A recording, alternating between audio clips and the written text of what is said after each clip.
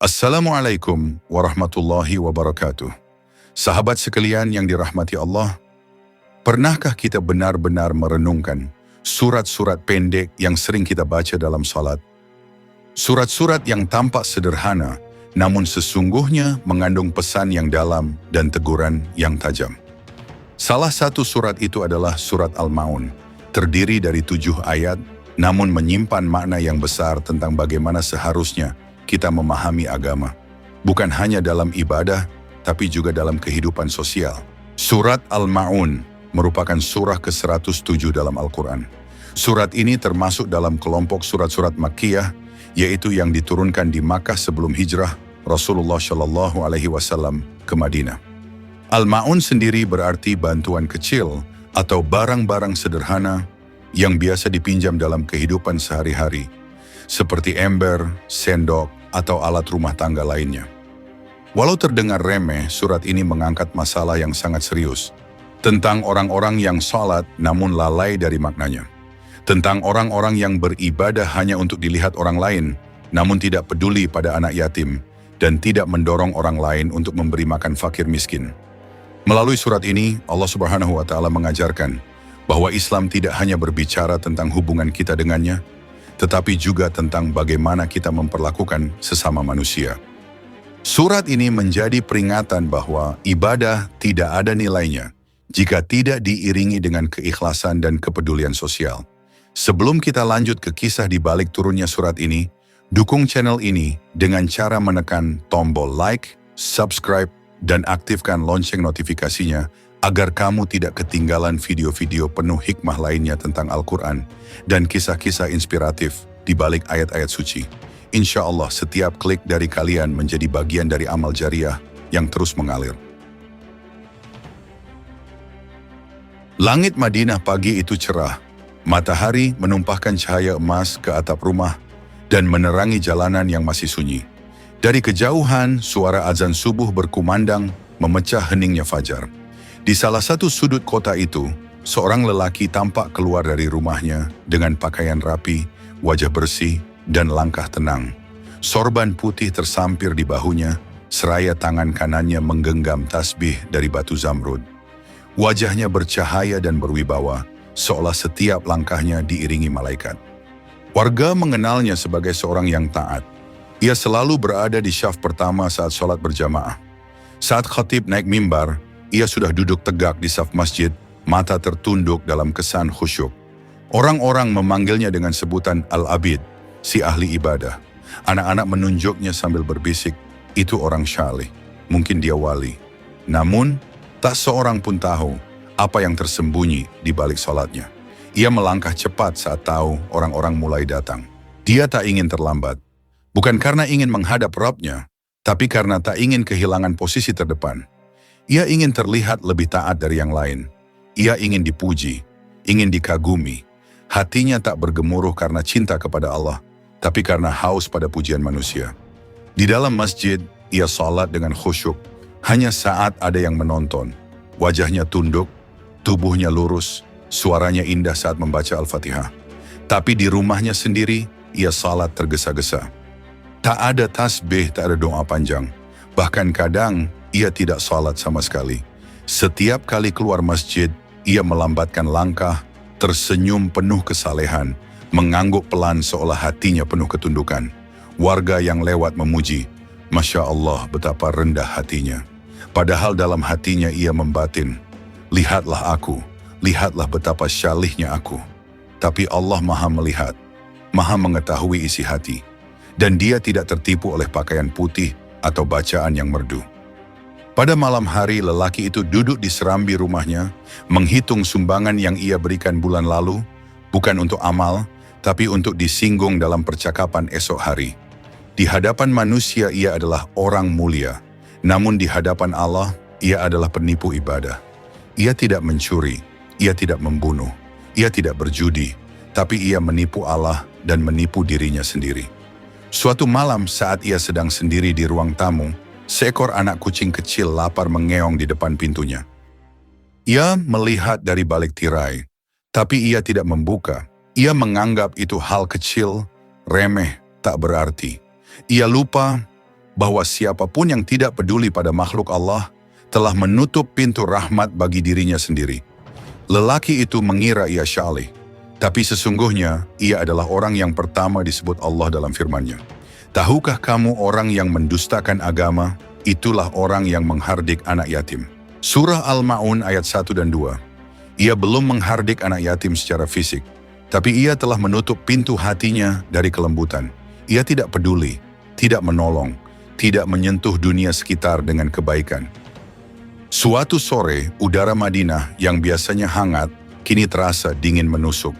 Di ujung jalan tanah, di antara rumah-rumah batu yang berdiri berjajar, seorang anak berjalan pelan. Bajunya lusuh, sandalnya compang-camping, usianya mungkin baru 8 atau 9 tahun. Tangannya menggenggam sepotong roti yang telah mengeras, dan matanya terus menatap pintu rumah lelaki yang dikenal masyarakat sebagai si Syalih. Namanya Sa'labah, anak yatim yang sejak kecil hidup dari belas kasih warga. Ayahnya gugur dalam peperangan ketika Rasulullah masih hidup. Ibunya wafat beberapa bulan setelah itu karena sakit. Sejak saat itu, Sa'labah hidup berpindah-pindah rumah, mengandalkan sisa makanan dan kasih dari para tetangga. Namun hari itu berbeda. Ia sudah berhari-hari tak makan layak. Tidak semua tetangga sedang mampu berbagi. Hatinya berdoa lirih. Ya Allah, cukupkan aku hari ini, walau hanya dengan sepotong kurma. Ia berjalan menuju rumah besar itu. Rumah milik lelaki yang setiap hari dilihatnya salat di masjid. Yang suaranya paling lantang saat mengucap amin. Yang bajunya selalu bersih. Yang dikagumi semua orang. Dengan harap di dada, ia mengetuk pintu kayu itu perlahan. Tok, tok. Tak ada sahutan. Tok, tok, tok. Beberapa detik kemudian, daun pintu terbuka. Lelaki itu muncul. Wajahnya tampak tidak sabar. Di tangannya masih menggenggam kitab tafsir. Sorban di pundaknya masih rapi. Sa'labah tersenyum kecil, lalu berkata lirih, Assalamualaikum Tuan. Maaf mengganggu, aku lapar. Bolehkah aku meminta sesuap roti atau sepotong kurma? Lelaki itu menatapnya. Dari atas hingga bawah, tatapan dingin. Lalu ia menegakkan tubuh, menarik napas keras dan menghardik. Kau lagi? Kenapa tidak kau cari kerja? Jangan terus berharap belas kasih orang. Jangan ganggu rumah ini. Pergi. Sa'labah terdiam. Matanya berkaca-kaca. Ia tidak minta banyak. Dia bahkan tak berharap dipeluk. Hanya sesuap makanan. Tapi yang ia terima adalah kata-kata kasar dari seseorang yang setiap hari mengaku dekat dengan Allah. Lelaki itu menutup pintu dengan suara keras. Sa'labah terhenyak. Angin meniup helaian rambutnya yang kusut. Roti keras di tangannya jatuh, tapi ia tak memungutnya. Ia hanya menatap tanah, lalu berbalik perlahan. Melangkah pulang dengan dada kosong dan hati hancur. Langit pun ikut menangis. Gerimis turun pelan.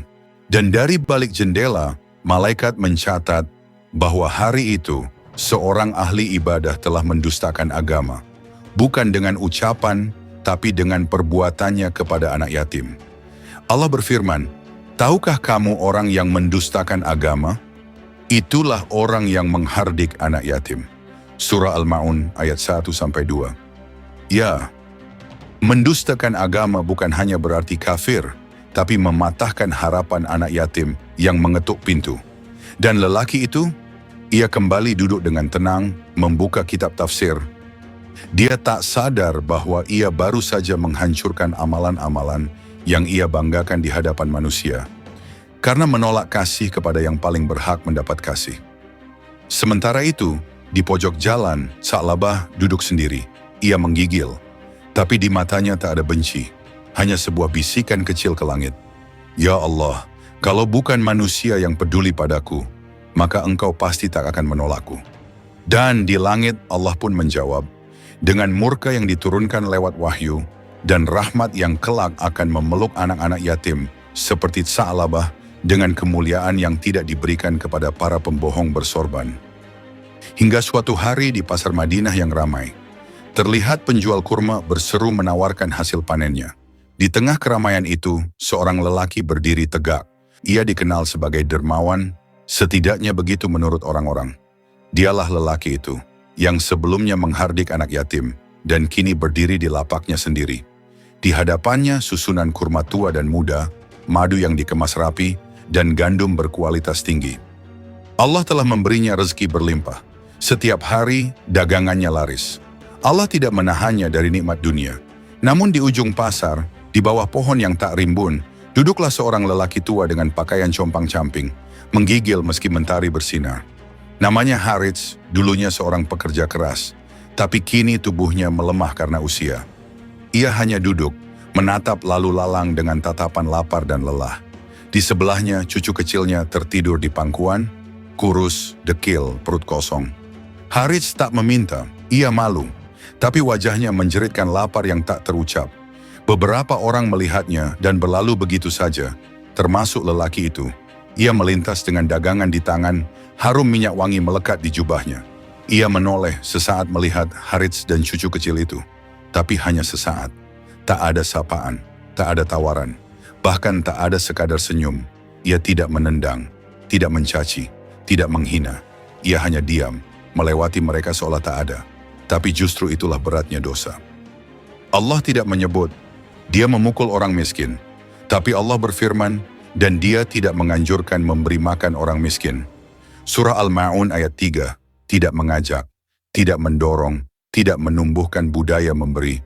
Lelaki itu, meski kaya, meski dikenal alim, meski mengaji setiap malam, tidak pernah menyemangati orang untuk berbagi.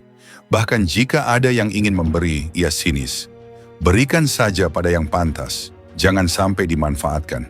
Kalau terus diberi, nanti mereka malas.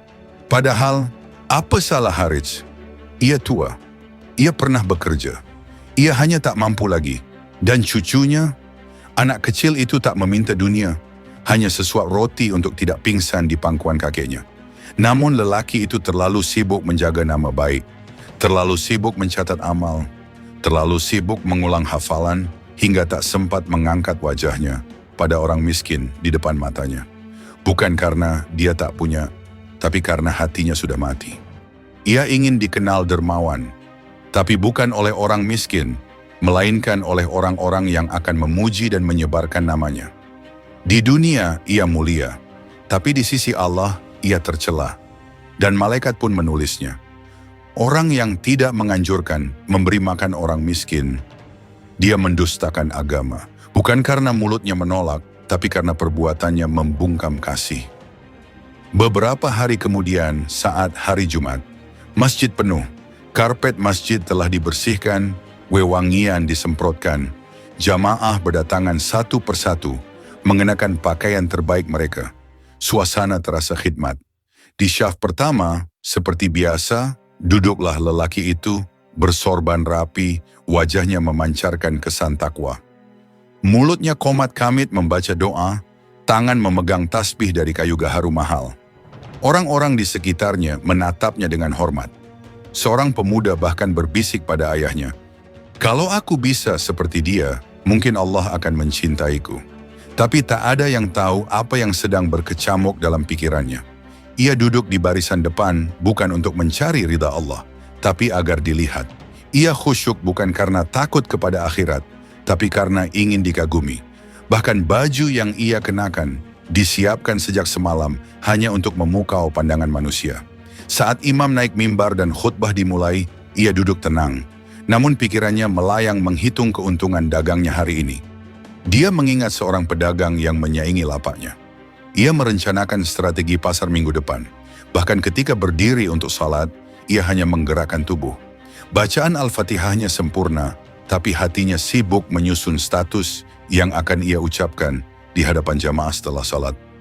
Tadi malam saya menangis membaca ayat ini. Padahal malam itu ia tak membuka mushaf sama sekali. Rakaat demi rakaat ia lewati seperti robot. Sujudnya panjang saat banyak mata melihat, tapi pendek saat sendiri.